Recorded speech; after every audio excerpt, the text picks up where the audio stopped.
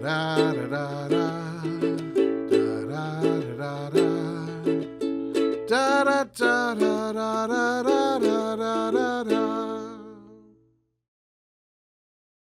Good evening, Star Wars fans. This is B Silkwood here, coming back with you with another video tournament report. This time, wanted to talk about my experience at the Morristown Melee that was last weekend in Morristown, New Jersey.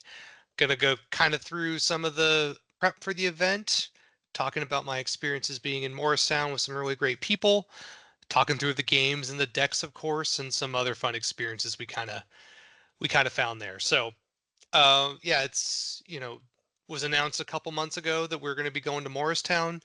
I had never been there before, but I had been to the major in New Jersey the previous year, and it was a really good time. The only thing that's a little challenging is getting out there from the West Coast. Which is where I live, and so that was a little bit of a pain. Newark Airport sucks. But I knew for sure that I wanted to get in on this and have a lot of fun with some folks. Matt Sokol was really instrumental in planning the event out there. He was kind of the on the ground um, contact. I think he lives in Morristown or the next town over. So he was super helpful in getting the hotel lined up and finding some kind of places for us to all hang out and spend some time together. So just had to, get my butt over to the East Coast somehow, and I had some pictures that kind of talked through some of those things. I had posted a picture to Slack like the day before I left because I pretty much had all the important stuff in my bag here. I got my yellow deck box here on the top.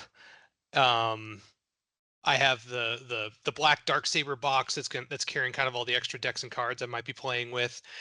I got a couple of children's books there. Before the event, Mike Kessling let everyone know that he's expecting a child later this year. And so I ordered one of my favorite board books, which is that Roadwork book, and then also this Goodnight Darth Vader book. So I brought those and to tell the folks at the event, hey, I brought a couple Sharpies, sign some, sign this book for Mike so he can kind of take it back. Giving board books to my friends who are having kids is a real nice thing because they're super durable, and if you write on them with Sharpies, they're going to last forever. I also have I was very intent on packing a swimsuit because there's an indoor pool, and then I never went to the pool there.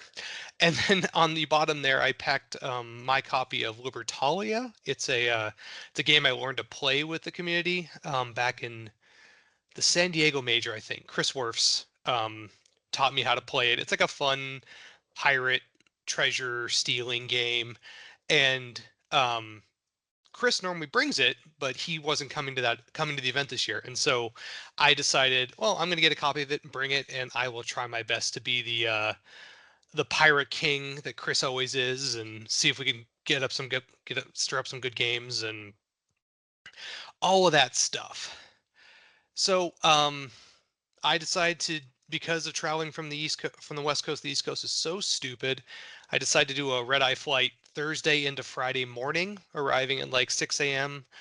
on Friday in Morristown. And fortunately, I was able to get into the hotel early and sleep for a couple hours and then explore the sites for a little bit and then probably do one of my favorite things of the weekend, which was go see Revenge of the Sith with a bunch of guys. So couple other pictures. There was a really cool coffee shop right across the street from the hotel called Ethan and the Bean. I went there every day. I think the underlying company is a nonprofit that provides employment opportunities to neurodivergent people.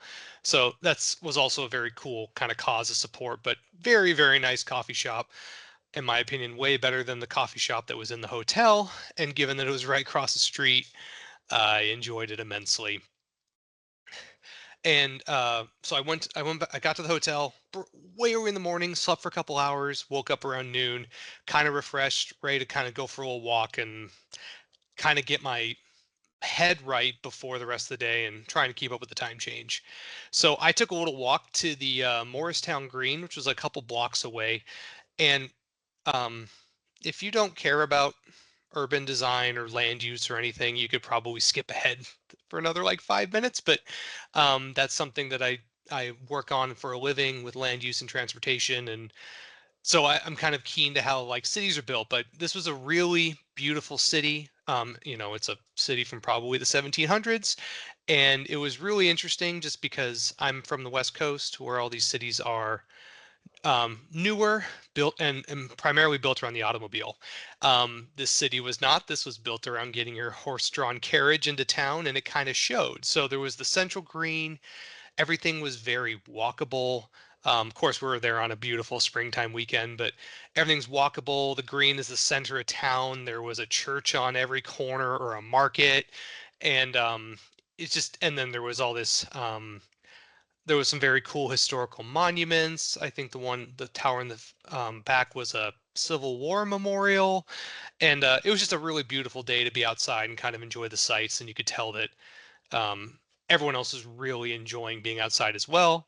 My lunch consisted of eating from a hot dog vendor on the street there, and had a had a really wonderful time with that being outside. And but yeah, just this big central square, all these brick buildings, old brick buildings. So um, if you if you've lived in a town like this your whole life, you might think this is kind of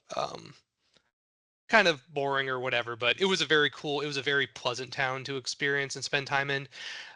Wasn't the easiest to get to compared to some of the other majors, but I think that's the price you pay for being in a really cool spot. So we I kind of walk around for a little bit, and then I meet up with the rest of the folks to go see Revenge of the Sith. So the Revenge of the Sith is celebrating its like 20th anniversary this year, and it was being released in theaters this actual day, this actual Friday.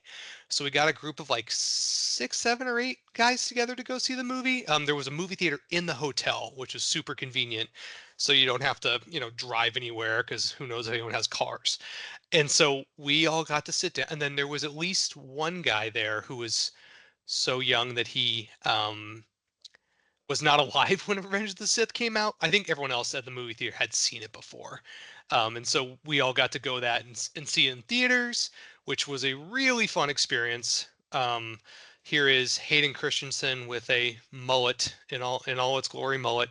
Kind of there was a little like welcome message before the movie to kind of just say thanks for coming to see the movie. And of course he ended the movie sign off with this is where the fun begins, which was perfect. And then, you know, I mean, I've seen all these movies in theaters, and so it was very cool. But then I think just I've seen these movies a lot of times. It's been a long time since I've seen some of them in theaters, but like watching the movie in the theater and watching it with friends and then like the big loud music. It's a very cinematic movie. And then it was very, very enjoyable to watch. The movie was um darker and more serious than I remember. I probably haven't seen it in like 10 years. It was darker and more serious than I remember, and it was also sillier and goofier than I remember. There was some lines that just made me literally laugh out loud. I was sitting next to Chris Schoenthal, and I actually felt like kind of a jerk because I was like literally laughing out loud at some of the lines, but it was kind of fun to just kind of interact with the movie with being there with friends, and it was a really fun time.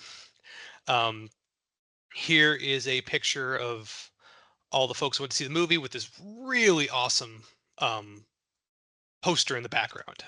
And so had a great time. It wrapped up like 30 minutes prior to the team tournament starting. So I just kind of ran upstairs and had to get my decks and get ready for the games. And speaking of games, I want to talk a little bit about the decks I decided to play this weekend. So um, I decided for Dark Side to go with a Hunt Down Virtual start.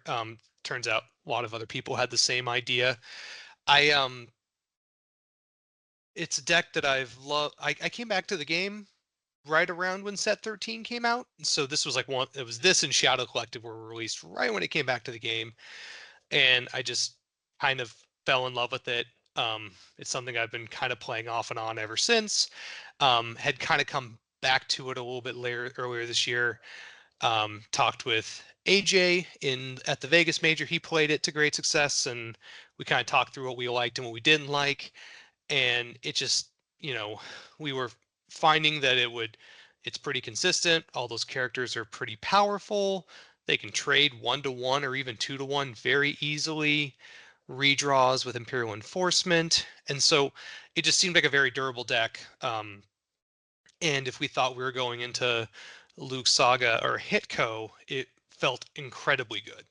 It seemed to match up well with that. And so given all those things, the fact I like it, I feel very comfortable playing the deck. This is what I decided to go with. I think the biggest change I've made recently was I decided to add the Cloud City Security Tower and a couple of Sonic Bombardments to get some extra activation out there. Some people have been messing around with the Mustafar package and Crush the Rebellion V, but I just wasn't really. I didn't really like having a system. It felt like a liability a lot of the times, and so just went with extra Twixes and pullers for it. Um, it's a lot of site pullers, but I did feel like they did different functions. There's 4 seal off the bridges and 3 Sonics. Sonic also helps me get Tarkin's bounty, which can be really helpful and necessary at times. And the seal off the bridge are also effect pullers, which there's a lot of good effects you want to get out on the table. So I found myself cycling those a lot of the time to get that first strike, get that blast door, get that no escape. And so I found myself getting a lot of utility out of it. And plus they're 5s and 4s. So liked that a lot, and I was very looking forward to taking that into the event. For my light side, I decided to play Rescue the Princess. This was a deck that I kind of started picking up earlier this year. There's folks on my team that have been in love with this deck ever since it came out. But then there, with the errata back in December, there were a couple of things that made the deck just a lot better. There was just a couple tweaks up. The objective mostly got tweaked up a little bit. The Hans Heavy Blaster is a very powerful card now. It basically has a built-in sorry about the mess in it. So you can always fire in your control phase. The Obi-Wan Kenobi V is also a lot better in the sense that it's a powerful character and it protects against hit characters from being lost from things like Sniper and Dark Strike. And so there's a lot of viability and versatility with this build. In the I guess it would have been January or maybe February OCS. I ran this deck twice with against Mike Kessling and Drew Lichtenstein and got absolutely smoked by it. There's a lot of battle cancelers in here, things like Blastador Kid, Scomplink, things like that to cancel the battle you're initiating, and then they get to take a lot of nasty control phase actions like sorry about the mess, firing Han's gun, or disarming. There's 2 disarms in here, which are pullable. So it basically wants to cancel any battle it doesn't like and then do a lot of control phase actions, battle on its own turn. And so it can really be a counter BD kind of deck. It also probably has the high, if it's left uncontested, it probably has the highest damage output out there between the multiple pings from C3PO, Good Blaster, and the really heavy drains at its own systems, especially or its own sites, especially after it flips, it's really something to contest. Like I'm not sure there's a deck that can really leave it alone and outrace it. I know that the Walker's deck may be able to do that, and I did test that matchup with my teammates, and we were kind of sometimes the Walkers were winning, sometimes the Rescue the Princess was winning. It did well against Thrawn. We definitely knew that mains would be a problem. High immunity or high defense value could still be tough, even though it is still relatively easy to shoot people with this deck. So we knew that would be a possibility. Original Hunt Down seemed like a very, very tough matchup. And so I was making a calculated decision that I wouldn't run into that. It's not a super common deck played nowadays. New Hunt Down V would be difficult, but at least it's not unwinnable like the 7 side of OG Hunt Down makes it. In preparation for that, though, I did put a out of commission transmission terminated in. If I did run into Phantom Menace, Visage, I could at least cancel that hologram and buy myself a little bit of breathing room. And I think we should stay tuned for I think there's a special announcement coming through. Stay tuned. 1 second.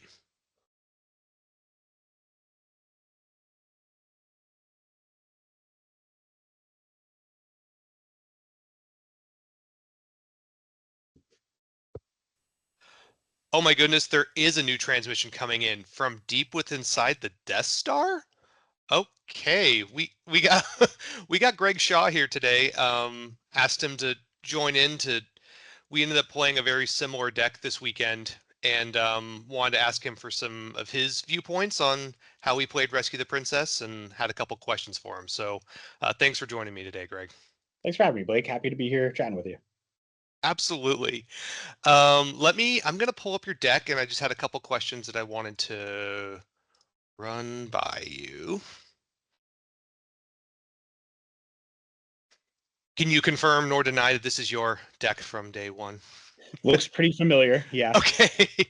All right. So, like I mentioned, you and I both played Rescue the Princess on Saturday. You played it to much greater success than I did, but kind of talk me through your basic process. Why was this a deck you wanted to bring to the event? Did your teammates have thoughts on this, or how did you kind of arrive at this conclusion? Yeah, it's a deck that a lot of my teammates have had some experience playing in the past, and they were a little excited about it with some of the latest releases in terms of the tweak set and Mm-hmm. The newest set that came out. And I think like both times that this deck has become popular in the last maybe 2 or 3 years were periods where I had like taken a little bit of a step away. Like, it was between tournaments that I was attending or something. And for whatever reason, never really got the reps with the deck. But I always knew it was a deck I wanted to try out. And so leading up to this event, we were excited about the new site that pulls C3PO. That would be the Control Room 327. Yeah, and it that's the protects one. against Brigham a little bit too, and Protects against Brigham, and it gives you C3PO, who is one of your key direct damage components of the deck, but also adding in the Scompling access interrupt for some additional battle evasion. It kind of gives you another backup plan and is very consistent in giving you a backup plan to cancel battles. So like, I was excited about this deck. I guess we'll back up. I was excited about it because it's a very good damage racing deck. I think some people view it as like a battling deck, and I don't think that you don't want to be battling with it, right? You want to be just picking guys off in the control phase if they come to you, and you want to be spreading and doing as much damage as possible. And I think the deck, I've played against it a number of times, both against my teammates and against other people in various tournaments, and it's very frustrating to get into the late game against this deck as a dark side player. You've got to pay 1 to 4 strain, even if you have battle order satisfied. Yeah. You're just like, you're taking all kinds of damage from them. They're just like doing their little solitaire thing on the Death Star, and you're taking like, damage for drains, damage for having blasters, damage for C3PO. Oh, you didn't fight me. I'm going to retrieve another force. It's just like a very frustrating deck to play against in the late game. And it's kind of a deck that I'm comfortable playing, I think, is like getting into these late game scenarios and navigating the usage of resources and figuring out what your opponent can and can't do, and frees up some room for you to maybe like take a couple of risks in the late game that you wouldn't be able to with other decks. So it's a deck that I was excited to learn. Like I said, the new addition with the site, getting C3PO out, there were a lot of things that had me excited to try this deck out, and did play test a couple games with it. I think I played maybe 2 OCS games with it back in March. Mm-hmm. I had some success with it. And it was my top choice. I had a couple things I was deciding between, but it was my top choice heading into the weekend. I think so you did mention there was kind of a couple of incremental errata and a couple sites that kind of cards that push it up. The one you did not really mention, I think I should for the benefit of the viewers, is the errata to Han's gun. I think it used to be a +1 to Destiny, now it's a +2, but the key thing is it's got a built-in sorry about the mess. That's the other key thing that just you haven't mentioned yet. Yeah, and so like just getting back to the crux of the deck, right? If they don't interact with you, you are doing a lot of damage between all those things I mentioned before, right? The drains, the pings, and if they do come to you, the idea with this deck is to just play like all of these battle canceling evasion cards. Don't let a battle go through on Darkside's terms. And like Blastador Kid, it's a trap, and then Scompling Access also gives you a battle cancel. Gives you backup. Yeah, you just have. That's the less good one because at least you have to lose a droid to do it, but it's a good backup plan.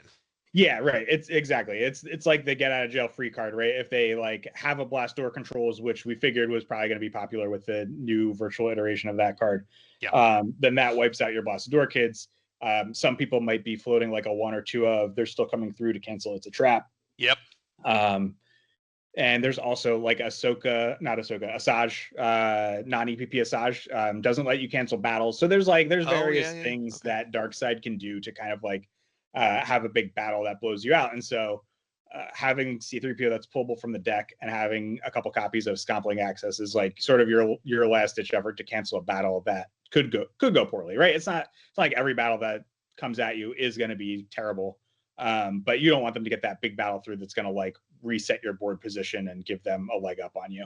So yeah, that was right. So you want to cancel the battle, and then you want to shoot guys in the control phase, right? Between Han's Blaster, like you mentioned, a free like Sorry About the Mess built into the gun. And then we also have 3 copies of Sorry About the Mess non-combo. So when you shoot with Han, it's like a base +4. Yeah, you add a +1 to it, yeah. One, at least one from Han's text on TK422. Yep. 1 from Sorry About the Mess and 2 from the gun, right? So, I mean, nobody is safe. Literally, the only people that are safe are Enforcer Vader, who's immune to Sorry About the Mess, right? Like, yes. You shoot Dark Jedi Masters, no problem, because you're getting such a huge bonus. And then, yeah, in your control, and then maybe you're using something like putting a card back with 3PO so you can activate to it on your next turn to guarantee the shot. Tracking is very super accessible with this deck between the pullable C3PO. You have a couple of recyclable cards. Yeah, 3 copies of Ascension Guns. And so it's very easy to set up a 5. 5 + 4 is 9. That's getting anybody. Yeah. Unless someone has close call, which unfortunately happened to me at the event this weekend. That could be a problem. Yeah. But I mean, the idea behind the deck is like, okay, well, I didn't get you this turn. I'll just cancel the battle again next turn and do it all over again, right? Like, this is a very annoying deck to play against. And it's funny because one of the first games I played against this version of the deck was an OCS game that I played against Dennis Reinhardt on my team. Yeah. And I lost the game. I was whatever. I was happy for him to have won an OCS game and get that in the books. But I was like, man, that was really frustrating playing against that deck. So I went into our team chat, which Dennis is a part of also. Yeah. And I was just like, this deck is so frustrating to play against. It's kind of like, it's got a lot of strong things that it does. And then a couple weeks later, Matt Harrison trainer, I didn't see what game happened, but like the next newest message in our Rescue the Princess thread, our team chat was, man, this deck is really annoying to play against. Oh, like exactly the same thing. Exactly the same thing, same experience. It does a lot of very strong things that, like, in their own right, are not maybe not too offensive, but when you combine them all, like, it's very difficult to interact with this deck. It's very difficult to outrace this deck, and so it's just like it's not always the most fun deck to play against without a very specific combination of cards from Darkseid. 100%, and definitely it'll be something that folks in Open and OCS are going to have to. I mean, it was already very popular in the March OCS prior to the event, and I think you winning it, I think that'll kind of boost the signal of it a little bit. So I think folks are going to be giving it a try, and Darkseid players are going to have answers or try and come up with answers for it. So for sure. So what kind of match? So I'm sure you and your team are game planning. Oh, was this Drew Lichtenstein's kind of baby a little bit, or is there a lot of folks on the team that are really digging this? The particular list that I started with was directly from Drew. Okay. But there were, I mean, everybody's got like a slightly different flavor that they're putting on it. Sure. Some of the stuff that I changed to for day 2 was Taco Bill inspired things that he had been championing in the deck. And I didn't listen to him at first. And then Saturday night, I was like, hey, maybe he's onto something here. But yeah, I think everybody has like their own, maybe like 5 or 10 cards different version of this deck that they've been enjoying playing. So my original impetus for playing this deck was I got absolutely smoked by Drew and Mike Kessling in that March OCS. I don't know if they were playing the exact same build, but it was Rescue the Princess with all these battle cancelers. And so I did ask Drew for a copy of the deck, and he was gracious enough to give me it. And then I made a couple changes and probably made it worse. So well, we have a running joke that whenever Drew gives us a deck list, we always like cut a few interrupts and add a few characters and activation, because that's how he likes to build his deck. Very streamlined. Only the bare bones minimum of what he'll need for characters, bare bones minimum of what he'll need for activation, and then the rest is red cards that he finds helpful. And so everybody's first pass is always like, I'm gonna cut a couple of these Extra redundant copy of an red cards for interrupt. more characters, more cards that do things. Yeah, maybe you go down to 5 slight weapons, even though that's a really important card because it does a lot of good things, including pulling your Luke and Han, which you might hopefully open hand one of those, or you want one of those characters in your open hand usually to go fast. Yeah, I mean, in this version, definitely, there's only 2 copies of Luke, 2 copies of Han, and you sort of need one. I mean, ideally, you get a Han early because Han on the Death Star is kind of like your most optimal damage churning start. And so with only 2 copies of each of them, you really want to get one of them quickly. So yeah, being able to pull them and also kind of getting you through when a battle does happen, having that additional weapons protection from the card comes in pretty key as well. 100%. Yeah. Oh yeah, because you can cancel Weapon Destiny, barring something like a Dark Time combo or something like that. Yeah. So you and your teammates are talking through maybe what kind of decks you expect to play. What were you thinking was going to be a good matchup for this deck? I think, and I'm going to ask you the converse after that. So yeah, no, a couple things are good matchups, like walkers. I mean, throughout the course of the weekend, we kept figuring out different combinations of like what can walkers start that would give it a better chance against this deck. And it just seems like no matter what dark side does, light side can always like adapt to what copies of Decree are on the table, or whether or not they stack 2 cards. And so like walkers, Thrawn, stuff that is like just trying to do its own thing and set up its own control style damage race, this deck just like is too fast for them and puts on too much damage. So those things we were expecting a bit of walkers. Walkers has been popular, like gaining in popularity recently. And to be fair, you guys were correct about that. It was heavily played. And I think it was mostly us actually. Okay. Maybe it was a case where we were the meta to some extent, but going in, we thought that was a deck that was going to be popular, and this matched up well against that. I mean, with what chance is pretty much an auto win for light side. Yes, to reduce that Walker ping damage. Yep. And then we expected some like hunt down V kind of stuff, which is maybe not the best matchup for this in theory, because decks that can really bring a lot of pain and like fight you with good characters, that's not what you want to be doing. But I think we were hoping that they would still be behind on playing. Like, you need a full suite of anti-evasion cards to try to get through this, right? Like, you need blast door controls. You probably need something. You need Still Coming Through for It's a Trap. Or sense, or you need like multiple senses. Yeah. You just need so much to get through this. And so even against the dark side mains decks that were maybe had like the characters and weapons packages that could come at us, we didn't think that they would have enough of that stuff to really hang with all of our anti-evasion, all of our control phase shooting. So it just felt like kind of getting in with this deck before the meta was able to prepare for it adequately would be enough. So I think it was like, the way it matches up against those damage race control decks, particularly walkers, seemed very favorable for Rescue the Princess. EOPS, I mean, EOPS could kind of go either way. I feel like you can fight them very well if they come to you. Not fight them, but get their characters off the board and execute your game plan if they come to you.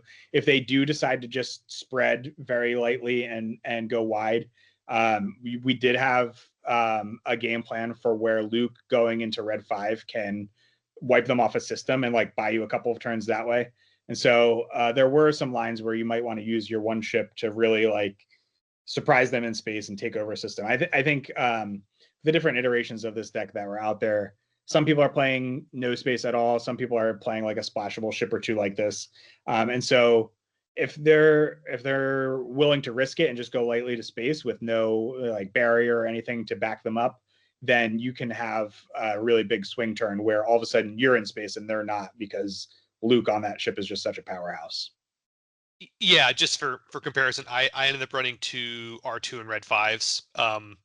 It's also a good ship, and then there are 7s that you could put back if you decide you don't need the Yeah, which is what I switched to for day 2. I noticed that. Yeah, I think there's arguments for both of those space packages. There's also an argument for not playing any, don't waste any slots on space at all and get a couple more cards that just help you against things that are trying to fight you or damage race you. So I leaned on quite a bit of input from Connor Britton on my team. He is a also he loves this deck as well. Connor is like the expert. When I mentioned playing against this deck against non-teammates, is primarily Connor that has been playing this for years and always seems to have a degree of success with it. He's like the expert of playing this deck.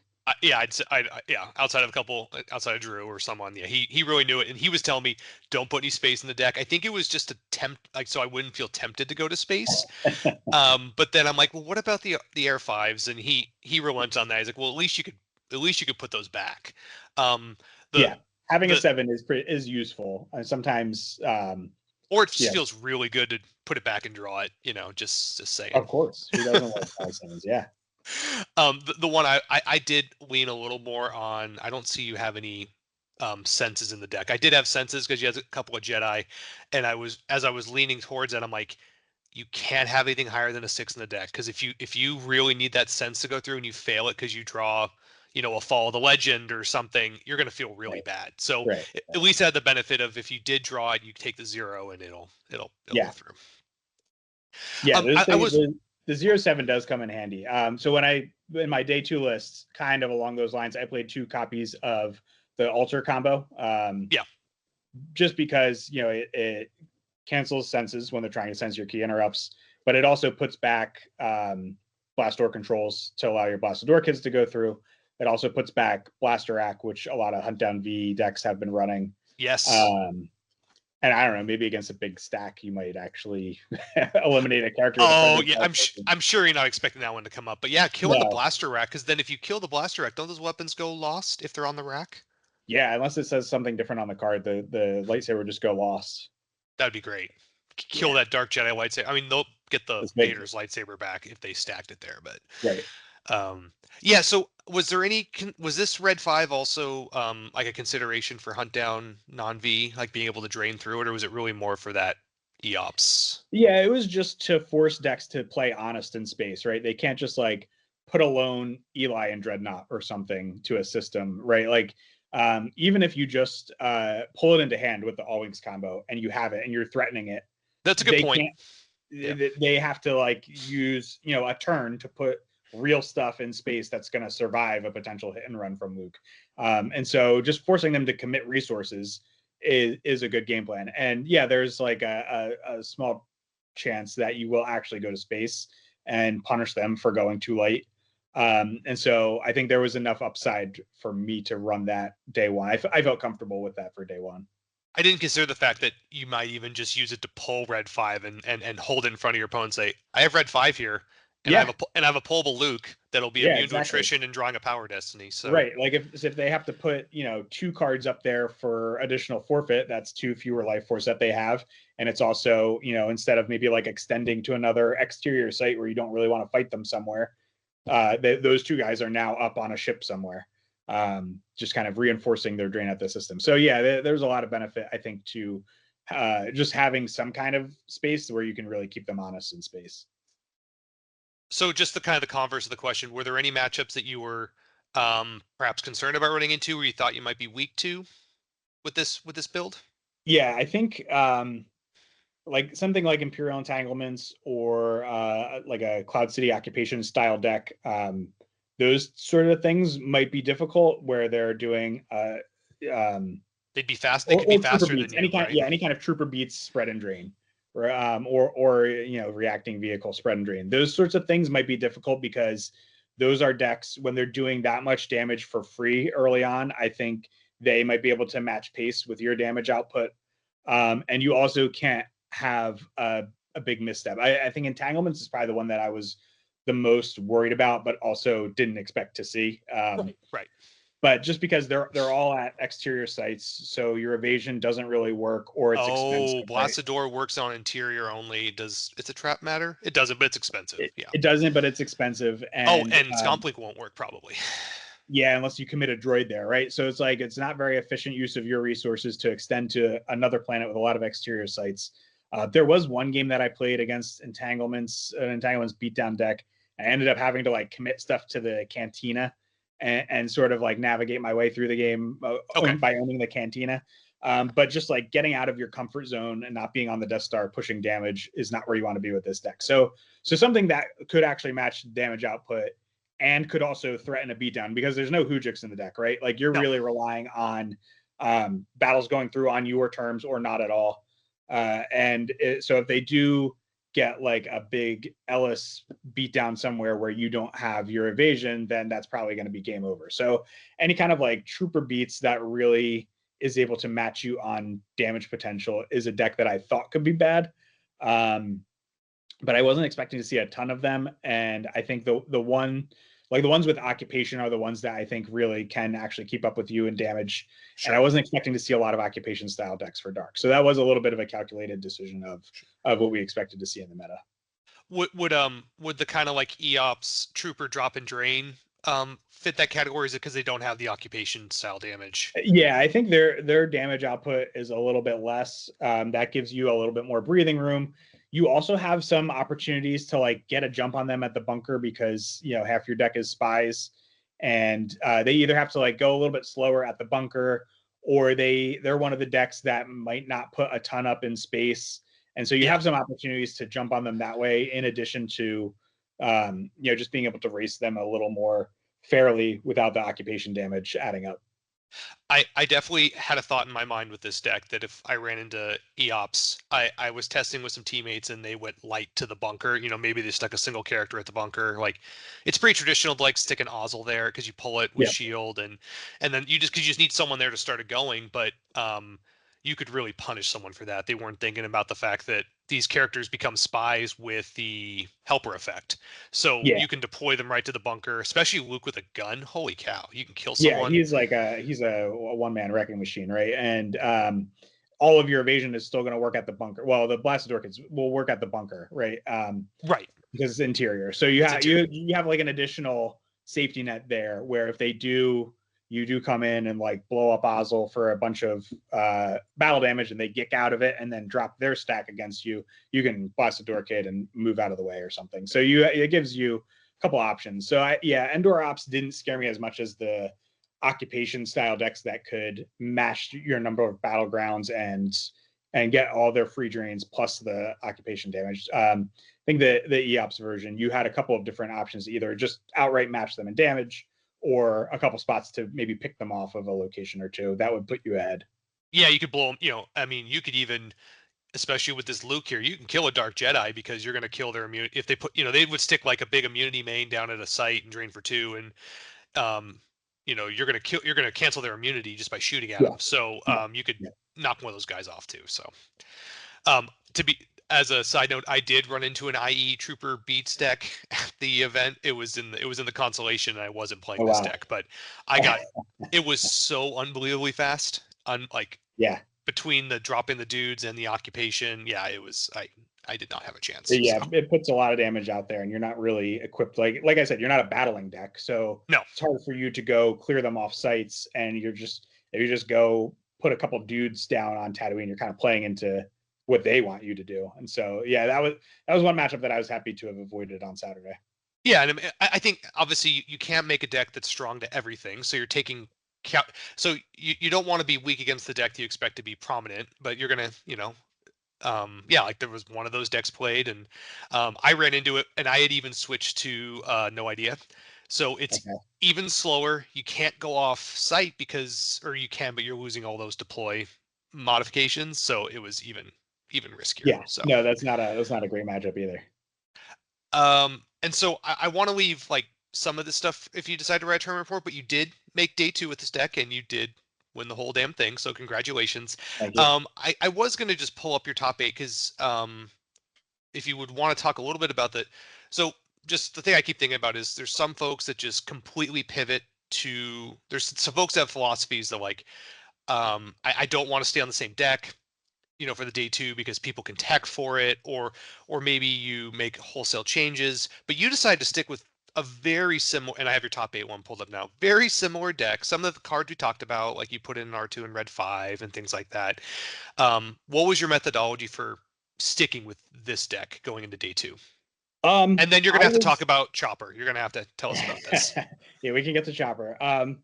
I was off the bat, I was kind of waffling back and forth on whether I wanted to stick with this or not. I did feel like it was a deck that, I had played it against Hayes on day one, and giving a player reps against your deck, they kind of they're able to come up with what their in-game game plan is going to be. Maybe they even add a card or something to make the matchup a little easier for them.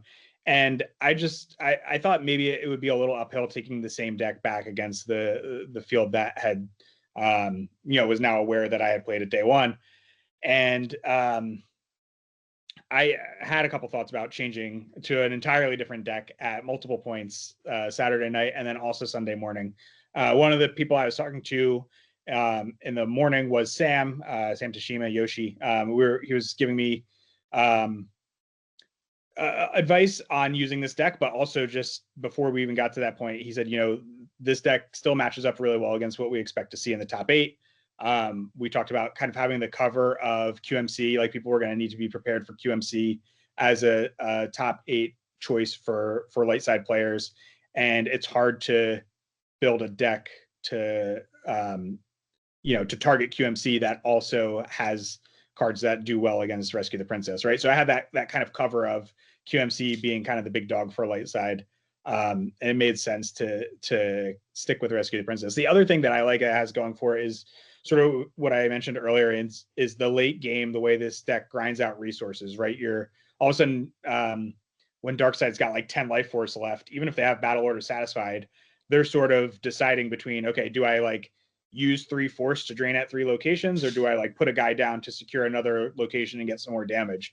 And so it's those like late game resource decisions that Rescue the Princess really benefits from in a match play scenario, right? So even if you are going to lose a game, maybe you're going to cut the diff down just because of the way you're grinding down Darkside's options late in the game, and you're getting a couple extra turns of damage to push through. So it just seemed like a really natural choice for match play, on top of the fact that, the day 2 meta still seemed like it was going to be favorable for Rescue the Princess. Yeah, so you're talking about the 7 side of the objective here, which 7 side makes Darkside pay an additional force to initiate. Yeah, even if they satisfy battle plan. So if they don't, they're paying 4 to drain, yes. Which maybe they won't. I think the other key thing though is this match play thing is if they don't battle you, you get to retrieve a force. So also helps cut down that diff in the way, because they may not be able to put someone down in battle anyway. So then you can, if they're draining you for 1, you're retrieving it right back. Obviously, you're going to be paying for it, but that'll help a lot too. It's really interesting about QMC, because if I would think decks that if you're thinking about QMC, you're going to have a lot of things where you're going to want to go after their system. And if you're devoting extra ships or playing something like Thrawn, or throwing a bunch of Star Destroyers in your Walker's deck, that's going to play into your hand, because that's less ways they can interact with you. Yeah, exactly. You don't mind, as a Rescue the Princess player, you'd love to see them add a couple more starships and blue cards to their deck, because you don't really care about those. So yeah, I did change a couple of things. I swapped the space like we talked about. I went with those R2s to get the 0 and 7 Destiny benefit, while still keeping an option to maybe go to space if I needed to. And the altars to keep my evasion cards a little more live. And then because I was playing R2D2 in Red 5, I had to cut my droid persona of R2D2. Because that could be awkward. If R2D2 is on the table, you can't play R2D2 in Red 5 and vice versa. I did that in the testing game, by the way. I'm sitting here, I'm like, why can't I not deploy my R2 in Red 5? It's because I'd already deployed my R2 to the field. So yeah, good point. So that was actually a Sunday morning decision, or a kind of like deck housekeeping thing that I noticed as I'm going through. I'm like, oh, I still have R2 in here. I'm going to play these R2 and Red 5s. I got to cut this. So like I said, I was talking to Sam, talking to Drew a little bit about what these last slots are going to be. And Sam sends this message that has now been kind of immortalized in one of our team chats. So it's kind of random, but how about Chopper? He's still a droid. He's still a spy. He's a spy. He's a droid. So the spy text is helpful for getting to the prison so you can release Leia. So like if Luke and Han are already occupied on the board somewhere, or you don't have one of them, you can put him down and then another character, and then you're able to control and free Leia again. He's a droid. So you can he's like your third droid persona that you have available for Scompling access to cancel a battle. And then he's got this text with upside where he blanks the game text of a character of ability less than 4. So you might randomly, catch like a Shizor or a Tarkin, somebody who's expecting to draw a Destiny if unable to otherwise. You blank them in a battle, and all of a sudden, Darkside's got a character with no text and no Destiny. So there was some upside to playing him. And at first I was like not too thrilled about this idea. I'm like, okay, like Chopper, like it's cool, but really you're not trying to battle with this deck a whole lot. You're like we've discussed, you're trying to shoot guys in the control phase and either have a very favorable battle on your terms or just no battle at all and push your direct damage through. And so I had a couple other card choices I was considering for that 60th slot. And I was deliberating so much that at this point it was like 5 minutes before deck lists are due. I'm like, okay, whatever. Like seems like there's enough argument for Chopper. Let me put him in the deck. And my first 2 matches, he either never appeared in my hand or did and was just like totally not helpful. Totally useless to the game state. Right, I didn't need another droid out to cancel a battle. There weren't opportunities to go stick him somewhere with his spy text or fight anybody. It just like was so not impactful. So I remember after the second match, I was hanging out with a couple of people from my team, and I'm like, man, this Chopper, I wish I had played anything else besides Chopper, because he's done nothing in these first 2 games. And I could be playing something like I could be playing, even if it was like it could be worse, right? Like something to kind of advance some sort of damage race against somebody. And then the final match was it was against Jeff. He's playing Endor Ops, and we're kind of like in the mid game, sort of spreading wide on the board. He's trying to do a lot of damage. I'm trying to position myself to pick up more spots to drain at, and I end up with a lone Ezra at his bunker, and he comes down with Prince Shizor, and I cancel. He tries to battle. I cancel that battle, so it's my turn. Ezra is squaring off against Shizor, and I had been holding a couple of these characters in my hand, so I'd throw down, I think it was like Corn Horn and Hera, and then Chopper was the last character I put down. That's dirty. Yeah, because now you're getting 2 Destiny and you're going to cancel his. Yeah, at this point in the game, Jeff had been keeping kind of like a moderate hand, but I think at this point in the game, he had just that turn committed a lot of stuff to the board, and he had maybe 2 or 3 cards in his hand. And I hadn't seen him pull a Gick at all this entire game. So I'm like, okay, this is Chopper's chance to shine right here. And so I just threw down everybody that was in my hand with Chopper, battled, canceled his text. So now Prince Shizor does not unable to otherwise anymore. He's just a power 5 dude with forfeit 6. And I drew pretty well in that battle, and it was like Shizor and 14 overflow. All thanks to Chopper. No Gick. And so he finally carried his weight that day. I mean, that put me in a really great position after that. So it was a great addition, great call by Sam to kind of run through the droid options and come up with that suggestion. And so I copied his message to me and put that in one of our team chats. Okay.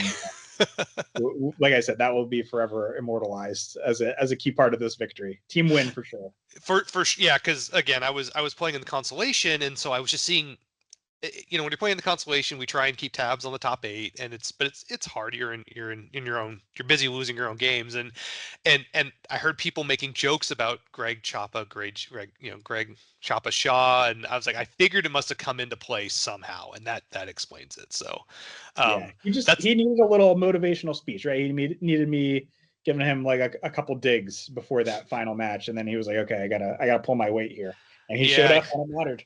Yeah, you got to verbally berate him till he comes through for you. So that's a really interesting little tech choice there. And yeah, it totally makes sense with these, if you're going with these R2s, because you want to avoid that awkwardness. You don't want to, the worst thing would have been to have, both in your hand and then not be able to deploy one when you really needed it. So, right. So it's, the R2 is probably better because it's, higher destiny. You can pull it. He adds an icon, so you might turn something into a battleground that wasn't. But it's really cool this came through for you and really earned its weight. Yeah, it was a big moment. I was real happy for Chopper, real happy for Sam. Real happy for you, maybe. Yeah, Okay. I was pretty stoked. Yeah. Cool. Well, hey, that was all I really wanted to hear. Thank you for sticking on a lot longer than we anticipated. Anything else you wanted to add, or anything about the event you wanted to bring up? I just want to thank my teammates. They were awesome, helping brew the deck and talk about card choices and tech choices. So everybody who was there throughout the weekend, they were a big help. Bouncing ideas off them and talking through different matchups. And then even the people that weren't there, like I said, I was chatting with Sam. I was chatting with Drew, just getting feedback from them about my deck choice on Sunday. So I'm really thankful to my team. Whenever we win, it's always a team victory, and so couldn't have done it without them.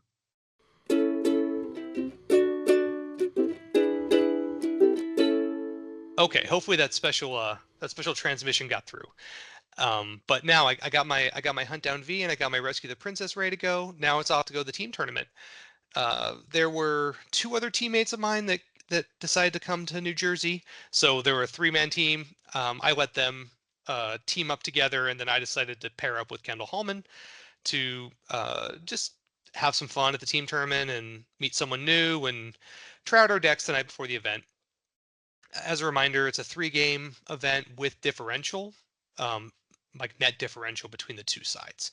So you do have to kind of play it all the way out, and even when the game might be decided, just to get your total life force differential. So I decided to, Kendall really wanted to test his light side a little bit more, so I decided to go dark side, and I'm running my Hunt Down Virtual. First game, we run into Chris Kelly and Jared Konsker. Jared's running the Anakin Saga deck, which is so funny because if there is a closest thing to a mirror match in Star Wars, it probably is Hunt Down versus Anakin Saga. It's big immunity mains, it's recurring sabers, it's battling at probably a battleground or 2, depending on who decides to put theirs out. With Hunt Down Virtual, you generally have to put out a battleground. You have 2 of them or 1 of them in the deck, and you're going to want to pull them, especially before you flip. You don't have sight pullers for your battleground like Anakin Saga does. So I'm going to put down my Malachor sights, fully expecting him to come to me, and that's what he does. So I pull that first sight, pull the second sight, drop down Vader with Saber, and then you're going to draw a couple cards, hopefully find some battle interrupts, and then be prepared for him to come to you. So JJG set up a little slower. I think he activated Anakin Saber, and so he was digging for it for a little bit. And so he went more to space with Han, Chewie, and the Falcon, the 3-card, not the combo card, to Polis Massa to kind of get that drain established. That's a drain of 2 normally, but on the Hunt Down, on the 7 side of Hunt Down, I cancel his drain bonuses, so it's only a drain of 1. And then he does put down the Anakin, but without a saber. So I think he had a really hard time finding it, and he's stuck in front of Vader. So I'm able to battle into him. I clear him off, and we kind of go back and forth. I get first strike going, which is what you really want to be doing in this deck. You battle into them, force loss, retrieve, hopefully clear their character, and then your character. Most of the quizzers are not immune to attrition, or they have low immunity to attrition, so you're not expecting them to survive, and which is fine because you did your first strike, your 2 force differential for first strike. You hopefully cleared a character, and then you go lost to prevent the counter beat. So I was able to keep doing that, and then there was kind of this mid-game state where he didn't have characters down, but I was keeping them in and staying on the 7 side. So that kept the drain damage from Bolas Massa down, because that's only a drain of 1, and oftentimes he's not going to pay 3 to drain for 1. He also did get a couple of drains in there, but I did have a comm scan one time to cancel it, so it saved those drains, and I ended up winning that game by 21 force. So that was a really good start to the event. Second game, I run into my teammate Wayne Cullen. He's playing clones that night, and we definitely have tested that before. It's a grindy game going back and forth. Both teams want to battle, but he's got some ways to kind of outlast things with grinding it down, with recurring your troopers, recurring your blasters, things like that. He did get a good start. He either open-handed or drew in his Visage Canceller in the first turn, so he didn't take any Visage damage. And then the game really kind of devolved into a grindy matchup. I put down a Vader, Lone Vader with a Gick in hand, and he jumped him really hard. I cleared a couple guys, but then had to burn the Gick. And so I get my first strike going, and I'm starting to, but I started to fall behind a little bit. There's a lot of extra damage that the clones can kind of generate, and I was starting to fall victim to it. I do get first strike going again, so I am grinding into his stack and retrieving, but I'm still falling behind. And then that game does go to time, and he won by 2 force, which I thought, really speaks to a grindy game. And also the visage canceling in the very first turn made a huge difference, because without that, the game state's going to be evolving sooner and probably making different decisions. So last game of the night, I get paired up against Chris Gogolin and his Watch Your Step. I've, for whatever reason, I've run into play Chris quite a few times, and he does love his Watch Your Step and his speeders. And so, but I found that to be a tough matchup for Hunt Down before. You only have a couple of key characters. They tend to have a lot of evasion and damage mitigation that can kind of wear out your advantage as the Hunt Down player. And also, going to space against Watcher Step is like such a foolish decision a lot of the time, that so you're having a hard time satisfying battle plan and contesting their drains. But this actually went well for me. I ended up winning by 24, and I did get the first strike going again. Gogolin went for a real aggressive line. He also this was more aggressive build of Watcher Step. It had a Luke Skywalker with sabers, but he also had Draw Their Fire in there, which I wasn't quite expecting. But he does start battling into me. He plays Draw Their Fire and battles into me. So at this point, I have first strike on the field as well, and so he does get a good battle on me. But then now, instead of a 2 force differential, when I battle into him, it's a 4 force differential because of his first strike, or his Draw Their Fire on first strike. So I'm able to really get that going. He does complete his Kessel run. He starts retrieving, but I'm putting through a lot of damage. I don't think he was able to find kind of the drain cancelers and things like that, or he doesn't have them in the deck. I did battle in space a little bit, but not surprisingly, I eventually got blown out. But it did force him to commit more characters to to space, and then flip him back a couple times. And then I do get a key battle in towards the end of it to beat up on Luke when he played a dodge from from Lost Pile. But I did have the canceler in hand that I've been holding the whole game, because I knew eventually he'd try and dodge away from me. And so I ended up winning that by 24. So at the end of the night, it felt really good for me. That deck seemed to be performing, and I was looking really forward to taking it into the next day. So speaking of the main event, I didn't make any changes, just went to bed, submitted my deck list, and just got ready for the next day. My first game, I get paired against Wayne, my teammate, in a matchup we had tested a bunch of times, which was Hunt Down V, and he was playing he had pivoted back to We Have a Plan. And so I knew this was going to be depending on who can win that throne room, and sure enough, that was kind of the way it went down. I stacked the throne room the best I could. I did get my hand size a little low in doing so, but I don't feel like I can take the throne room back once he flips. So I'm really trying to contest that flip. Fortunately, I am able to get the Vader there quickly, and I do have a couple of those key interrupts in hand. You want Force Field. I did have my Battle Destiny Adder, the Inquisitor Battle Destiny Adder, and so I think I had Vader and 2 Inquisitors by the time the party came calling to the throne room. And so, but then the draws were really going my way. I mean, my destinies are very high, and then I have some redraws, so those were going high. And then he had a couple battles where he's getting 2 destiny and he's drawing really poorly, like a total of 4. He's not clearing multiple characters. I have a force field for the shot. And then in my second turn of drawing, I actually found when he grabs the force field.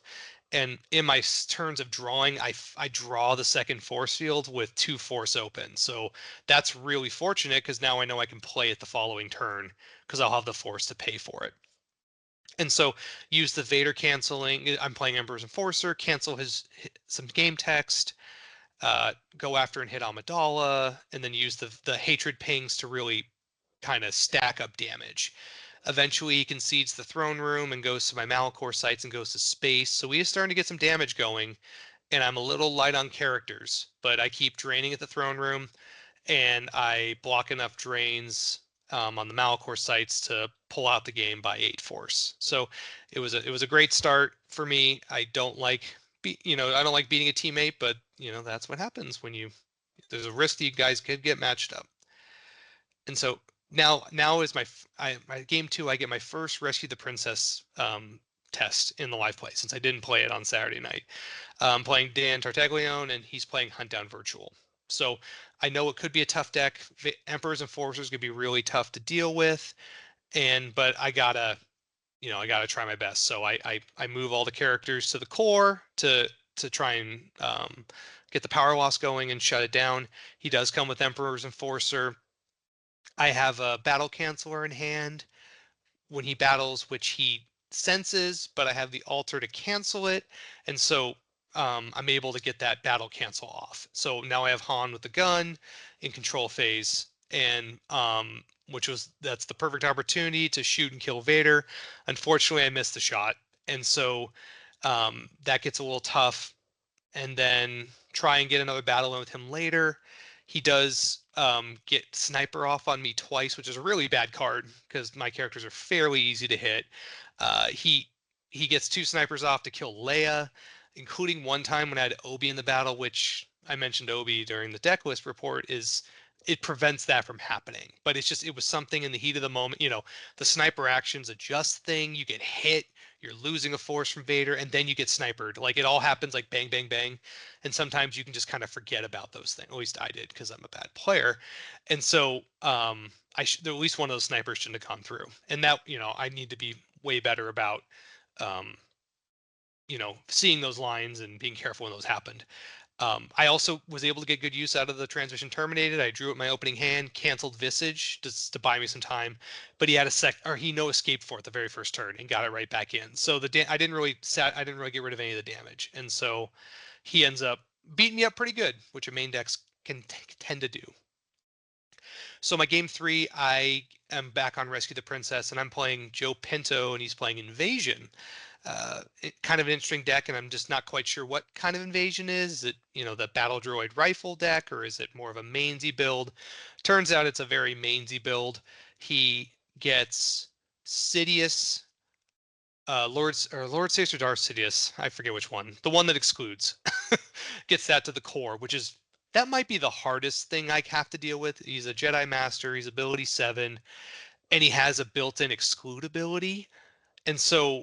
And all my characters are excludable. So I really can't even battle into him, because he'll just exclude one of my characters and then hit me with a saber. Then he gets Maul with double-bladed lightsaber to the core as well. And so I get a couple battles cancels off. And then I do get a turn where I disarm both Maul and the Sidious, which felt good, but I still wasn't able to make significant progress on things. He's clearing characters. He also had a couple of really annoying battle droids. I don't even know the names of them, but they make smugglers and spies deploy +4 to my sites, and Rescue the Princess makes your Han and Luke spies. So I can't even deploy directly back there. He also has one that makes Jedi deploy +4, and I of course have 2 Jedi in the deck. So it was kind of rough going. I probably need to understand when to best give up the core and just kind of try and go and do damage elsewhere, because I kind of got him to consolidate. But yeah, I'm able to. I did also set up a really good control phase beat with ascension guns to shoot the Dark Jedi Lost, but then he had the always 2 there are to make the Destiny draw 2 and make it miss, which I knew he probably had that in the deck, but he didn't pull it with Sidious. He had drawn into it, so it did still kind of catch me off guard. So I dropped that game as well, now down to 1 and 2. Next game, I get paired against Andrew Moss and his Diplo. I'd never met Andrew, and I'll talk a little more about him later, but he's a very, very nice guy, and we had a really great game. He's playing Diplo, I'm playing Hunt Down Virtual.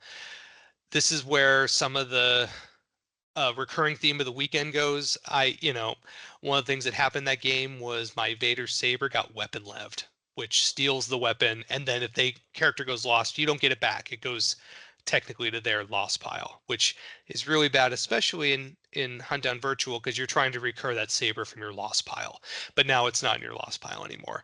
So that did not end the game, but that severely hampered my game plan. Vader with his saber does a lot of damage on his own, and so I had to stick dorky dark Jedi lightsaber on him, and I'm able to do some damage, but he's got good mitigation. He's got good evasion. He does go to space. I'm generally on the zero side most of the time because he's got Luke and Jedi down. I do get an Emperor's shuttle package together out there to chew through his sand cards, and I do eventually kick one of his ships out of space, but he does have the other one still at Tatooine, and he's putting through all that damage. So he kind of spread to my sights. He baited me really well into going to the Dune Sea with an Inquisitor, which don't draw Battle Destiny there. So he did a really good job of kind of putting me on my back foot and having me make some mistakes. And so Andrew took that one as well. Game 5, I'm playing Chris Twilliger and his map deck. I know Chris is a he hasn't been playing as much lately, but he's a name in the community. I think he's part of Team Albany and Matt Sokol. So he's been around forever and hadn't been playing a lot recently, but he definitely picked it up pretty quick. And so he's got map. I'm playing Rescue the Princess again. I think this game was a very telling game. So I've struggled with Rescue the Princess this day, and I will continue to struggle with it. But this was actually, I had a situation where I got exactly the matchup and lineup that I wanted, which was I'm at the core before he gets there. And he shuttles over Kylo with a saber, Aplek, and EPP Mara.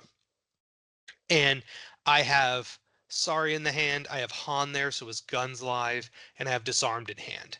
And this is like the perfect movement. He moves in front of me. He doesn't battle, so it's my control phase to really make a mess of things and really turn the battles in my favor. So I know that Kylo can cancel a weapon death at his sight. I know that. So I know that at least one of those shots isn't going to go through, but I'm going to make him burn his cancel for it. So I Sorry Kylo. I They get a shot that will hit. Um, Actually, no, I shoot with Han's gun first. I have a shot that I know will hit, and he cancels it by playing the interrupt to his effect. Expect that. Now I turn back around, play Sorry about the mess. We stop for a minute because there's a rules question. He doesn't think I can shoot the gun twice in the same control phase. I can, but once you clear that up, I have a shot that does hit Kylo and is going to smoke him, but he has close call to subtract 3 from it so it doesn't hit, which was backbreaking. Wasn't expecting that.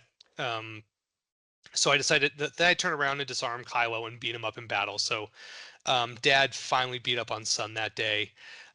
Again in that game though, I got snipered with Obi on the table. So it's all up here, and just we were trading back and forth. It was a very interactive, very fun game, but I was always behind. I never flipped, and he was able to just kind of beat me up enough and wear me down and get rid of those characters and get rid of those guns, and he was able to take the win again. So here I am sitting at 1-4, which is of course where I wanted to be, but it's okay. I next game hunt down against Scott Lingrell.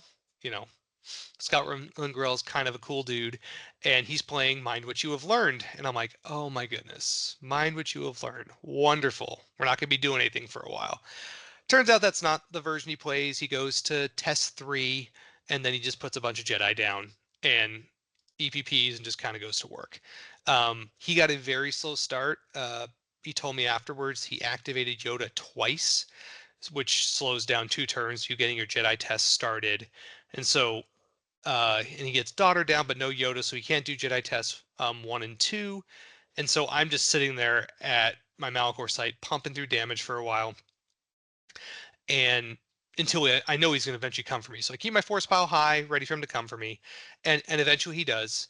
But because I got Vader's saber stolen in the last game, and that was so backbreaking, immediately pull the uh, weapon lev shield because I just can't have that happen again. And sure enough, Scott had weapon lev in hand, so he was ready to steal my Vader saber again. Fortunately, I protected against it with the shield, which means I'll be pulling that in the next 10 to 15 hunt down games, just in time for me to forget about it and get my saber stolen later. But then after that, it does become kind of more of a battle deck back and forth. He's playing Bravo fighters to space, but he doesn't really ever get them out. And so with his slow start and me pumping through damage, I'm just wearing him down enough to get the win there. My game 7's a bye, so here I am sitting at 3-4. I, told myself going into this that I really wanted to finish 500 at a major. I have not done that yet, but next time, baby. And so I was like, well, hey, I'm 3-4. I just had a light side bye. My 8th game is going to be dark side then, because you always flip back, and I'm feeling really good with Hunt Down. I've only lost 1 game with it this whole weekend, and so I'm like, I'm just psyched. I'm really ready to get in there, get that thing flipped, and flip the script and get that 4th win. But then with quirks in the software, it actually pairs me as light side again. I think it's just there was odd number of players and however the pairings work. So um, I'm going in there expecting to play dark side, get light side in, and it shouldn't have, but it really threw me off. I got really kind of, not tilted's the right word, but just jilted, and just I got thrown off. And then I got paired against Kendall. He's playing Court, and I have beaten Court with Rescue the Princess before, but I just I just played terribly. I had a really bad opening hand, and instead of just waiting and drawing, I just went really fast. Thought I'd try and be aggressive and go fast to the vault, but then that meant my hand size got low. I was really vulnerable. I was hoping to draw a battle canceller in those first couple cards, and I didn't hit them. I actually didn't find a battle canceller in the first 3 turns, and at that point, it's well too late, because you're just getting Court's going to be slamming into you, retrieving, and then just for the real capper of it, I'm going to have to share screen again. The way this game ended was, this was the second rules interaction that I had to work through that day. Was IG88 managed to cancel Prisoner 2187 with her gun before she had a chance to shoot, and so we had to have the question about, could she be legally seized? Could she escape to use pile? Because the capture rules are funny, but then the capture rules are even funnier with the prisoner, because there's a lot of game text saying you can't leave the can't leave table. You get sent back to the prison, and so we, of course, had to work through all of that stuff. But I thought, a very fitting end to the game, especially my run with Rescue the Princess. It just didn't go well for me, but it's very clear that it's the player, not the deck, because there were players that played this with great success this weekend, including winning the tournament with it. So there's definitely something there. I just didn't put it together the way I would have wanted to. So I finished the day 3-5, which is not where I wanted to be, but as someone who will mention later in the report says, there are no easy games. Want to talk through some of the prizes. It was kind of an Ahsoka themed event, so that we got this beautiful Ahsoka AI art. They also were giving out a couple of these Forces Strong with a different lightsabers, which is a really cool thing that Mike had come up with. And then Beefred signed my card, because that's what he does. So, and then let's see. After that, there is the consolation event was after that. So, and so for consolation, I decided to run back Hunt Down again with no changes, and then I pivot to No Idea. It's a deck that I really like, and I thought I could play it to some success on consolation day. So consolation game 1, my Hunt Down is playing against Kendall and his 0 hour. Kendall had been playing No Idea all weekend and had been kind of struggling with it, and he was telling me about how he's trying to put like Luke with lightsaber and Hera and Kanan in his No Idea deck. And I'm like, dude, just play 0 hour. If you want those cards in your deck, just play 0 hour. You'll be happy. And so he did. I mean, I don't think it was just my advice, but he did take that advice and played 0 hour, and we got matched up. It's tends to be a very fun interactive matchup, and if you can match the spread and get your damage going, Hunt Down can really get some damage in. Unfortunately, it wasn't really meant to be. I set up a really good beat on Kanan at the Jedi Temple. He moves in front of me where I have Vader there. I get Tarkin down against Kanan at the temple with a swing. He's flipped, subtracting or adding 3, but I have 2 destiny. I had Tarkin's bounty for the dodge canceler that I suspected he had because he was going to have me battle and then he's going to dodge away. So I initiate battle, he dodges, I cancel, and so I am, I know he's got the subtract or add, and so my assumption would be that he would have to subtract from the saber swings to avoid getting hit, and then my 2 battle destinies will go through and it'll clear.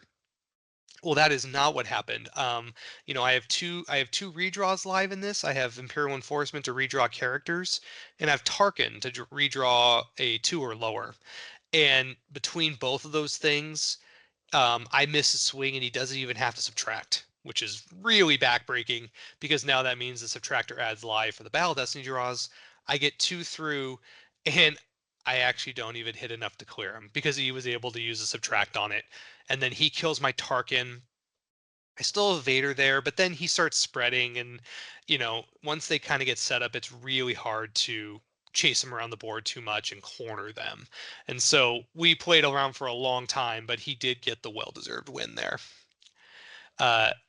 Next game, I play my No Idea against Andrew Moss. He's playing an IE Trooper deck, which is kind of like EOPS, but seemed even worse because he just dropped all these troopers to the ground, pulled occupation, and had just a lightning fast start. I actually had a lot of ships in hand, and including Lightmaker to help nuke the fully immune Devastator, but I just couldn't get all the cards together. I had to use too much force to battle into him, and so I started chasing him around the board, and the damage just got way too much for No Idea is a little slow, and you can't often take that real heavy damage early. And so that was a really quick game, but which happens sometimes, but it was really nice. I got to play Andrew Moss again. That also allows us to kind of catch up and chat a little more. He's on design. He was asking my opinions on design and what sort of things he wanted to say, wanted me to see in the new sets, and he teased the fact there's some really cool stuff coming in set 25, so can't wait to see that. Game 3, I play Hunt Down V against Wayne, and who went back to clones. The only thing I'm going to mention about this is that I get weapon leved again because I forgot to pull the shield, so that's now twice this weekend, and would have been a third if I hadn't pulled the weapon lev shield. My game 4 is against Matt Sokol, which is interesting because Matt Sokol made top 8. What's Matt Sokol doing in the consolation game 4? Well, because Matt Sokol's that kind of guy. He did get bounced out of the top 8. I don't recall which round he got eliminated in, but then he decided he wanted to play the consolation anyway because he's just that kind of nice guy, and you could tell he just really likes to play the game and things like that. So he's playing map, just like Chris Twilger did, and we had some really big interactive games. But my Jin gets snipered at the beach, and she's my resistance agent, so I don't get cleared off the beach. But it's I'm set back. Maps on its 7 side now, and so it took me a really long time to find my other copy of Jin and flip them back. I did manage to pair the Han Chewie and Falcon and the Lightmaker to go after the Finalizer, so I can crack his immunity and get some damage in. But he had Furry Fury, which is a really brutal interrupt that like subtracts attrition, 2 destiny against power and attrition for Han and Chewie. So it was absolutely backbreaking. I had I think 7 battle damage there, which was going to clear a bunch of dudes off, but then it became nothing because he drew 11 for the 2 destiny. And then he's on his 7 side, so he stacks it on the Kylo text. So I know that's live again, and it's not great, but I do manage to find my second Jin and spread, but and get the damage in and force him to go wide, but I was a little too far behind at that point. I'm able to spread and drain a little bit, so I'm actually very proud of how I was able to take some kind of bad beats in the mid and early game and kind of make a game out of it, but he was too far ahead with the superior characters, and he does close out the win by only a couple of force. But he did have fun, and we had fun, and I will talk about him in a little bit in my people I wanted to highlight. My game 5, I have Hunt down and playing Dan Tartaglione again. He's playing QMC, which is I find to be a really tough matchup for the Hunt down player. QMC has a lot of evasion. They're really strong at the system. Uh, Hunt down could be strong at the system with the Emperor's Shuttle, but there's a lot of things that do bad stuff to that. There's sand, there's alternatives to fighting, there's Calfowl, there's multiple destinies in space, there's power destiny. So I know it's a tough go, and I have an upward battle, but I found you just have to go really hard to the system and get some battles in. And so that's what I started doing, and I started pinging away on the ground. I did. He put down Leia Rebel Princess, which is also an annoying card, but I actually had Tarkin's Bounty in hand, which is ironically Dan's player card. But then and so I knew I felt my drains were gonna be safe on the ground because Leia wasn't gonna be able to cancel them. Unfortunately, he dug out an altar to alter the Tarkin's Bounty, so now my drains on the ground aren't live anymore. And he sticks down Luke at one of the other sites to flip me back to the 0 side. So I start battling into him, into Luke, and in space with the first strike damage. He does have sand out, and so I'm taking some really bad battles in space. He's going to pull sand, but I know I have to just chew through that. And I'm sticking forfeit on the shuttle. I'm still trying to draw multiple battle destinies. I lose the Emperor, and then I can bring him right back on. But then he hits me with a critical error revealed, which excludes a passenger, which was a new card in the set 25 preview set. And so it's absolutely brutal against the Emperor's Shuttle because it takes away battle destiny, takes away your immunity to attrition, and you can't forfeit the Emperor for 9 anymore. And so that blew me out, and that was pretty much the end of the game. So I know I wasn't the only person that got critical errored this weekend, but it hurts a lot. It works as advertised. So here I am. I'm 0-5 in consolation. Again, not quite going the way I want. But last game of the day is I flip around, play Dan Tartaglione again. He's playing Hunt Down V against my No Idea. This was a long, drag out game that I ended up winning by like 2 force. He gets first strike out, and so he's battling into me. I'm battling into him. I go to space and kind of go a little heavy there because I am worried about shuttle or Mara and ship. And then I take an extra turn to flip by putting you don't want to put the beach out before um, you're ready to occupy it because then the hunt down player will just stack it and then you can't flip. So I needed to wait until I had an awkward share of characters, so I couldn't really put anyone down a consequence and flip. So I wait a turn and draw. Well, the problem became on that crucial turn I wanted to flip. I activate the beach, which is not. I mean, it happens, but it's not a great situation. So I had to do a very awkward turn of 2 troopers, and I had Ray in hand. So I basically had to try and spend all my force, or I I had to deploy characters in front of Vader at the vault, and then deploy Ray. Hopefully, use pile pull for this beach. Um, but I couldn't deploy all my force because I needed to be able to deploy the beach and move characters away. So I had to like deploy it with like 4 force saved. Fortunately, the beach was in there, so I can move everyone over and flip. But it's not good to put Rey on the ground because all the weapons protection doesn't apply to her because she's not a spy. And so he does come down to the beach. I have a character get snipered, which really hurts. Um, and then you are beaten's Ray, so I have a lone character there. And so I take some damage. I don't end up taking a lot of damage. I don't think he drew very high. I like a lone Taidu, so it didn't draw Destiny, but he covers 6 or 8 or something. So I don't I have a Hujix, but I didn't have any money to save for first strike, so I have to peel some. But I don't flip back because or not Jin, Ray's you are beaten, and so she stays at the vault, stays at the beach, and I'm still flipped, and I can't be battled for the next turn or two. So I take the time to reinforce. I have to get some more characters down, and then hopefully move into the vault. And so I end up taking over the vault, beating up Vader a bunch, and then moving Ray over to consolidate. So he's holding the beach. I got the vault and space. So we're matching drains and damage. And but then he does start moving into the um, vault against me. I'm able to do enough damage with first strike and multiple power destinies with Leia and Henson Chad Hilsey to really keep him on the back foot. But he's still pumping through damage and is getting really close with Visage. And so it came down to only a handful of force where the drains were able to kind of um, even the damage out. I was able to make a move and control phase because he blocked my drain at the vault. Made a move and control phase to drain him out and win the game by 2 force.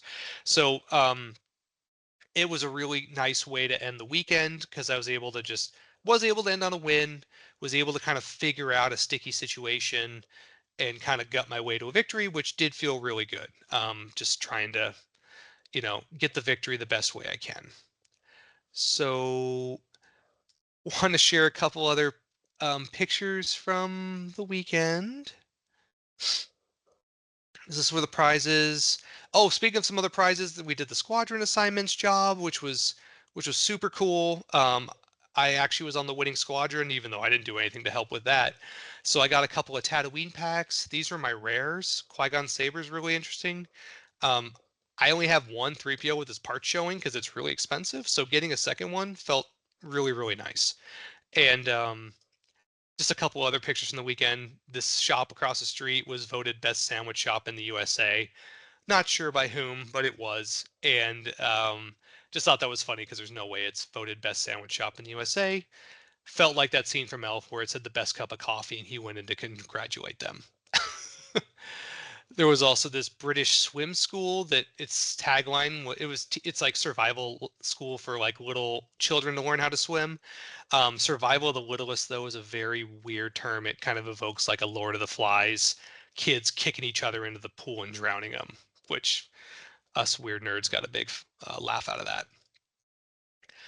This was the bar at the game room on Saturday night. I brought the Great Jones bourbon, and I think Kessling brought the gin, and I think Carl brought the rest of the bourbon. So there was a lot of fun had. Played a lot of games of Libertalia. I'm no Chris Werfs, but I thought I did a pretty good job as a pirate king, and doing my best to kind of keep that tradition alive. And looking forward to doing that again.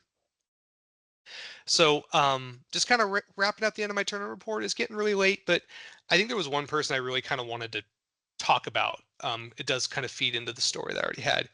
I need to talk a little more about Matt Sokol. So I think anyone who's part of the committee knows him. One of the first world champions. He's a Hall of Famer. Didn't put Luke in his hidden base deck. But Matt lives in Morristown. He helped us plan this event. It was a really cool event. And he just had such an enthusiasm to the weekend. He also won the team tournament. He brought his family and his really adorable son, who was kind of around talking to us.